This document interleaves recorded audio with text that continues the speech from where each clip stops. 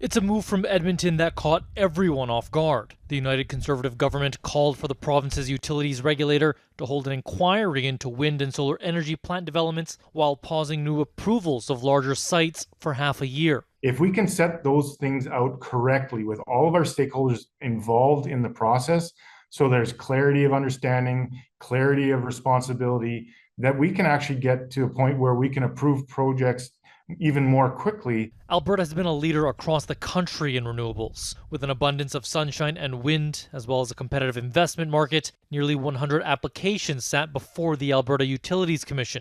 But the province has asked it to consider new rules like mandatory reclamation security requirements, the impacts of renewables on the province's electrical grid, and developments on agricultural or environmental lands. To our urban friends, if you had house, industrial solar operation, house, I expect most people would lose their minds in the urban centers if that was being proposed in their community. Critics say those factors are already considered, and a moratorium is questionable for a number of reasons. Environmental impact assessment is part of the approval process, and stakeholders are engaged. So there are actually regulatory channels to address these issues. While a pause is being put into place here, environmental groups say there wasn't a hiatus on oil development as the province deals with reclamation issues around orphaned wells. A moratorium, though, right as you have an absolutely booming industry, that doesn't make any sense. And I don't think that the desire to engage people in a conversation warrants a response that puts the entire piece at risk. Last year, more than 17% of the province's energy came from wind or solar plants. Alberta's utilities minister says around a dozen projects will be impacted by this pause,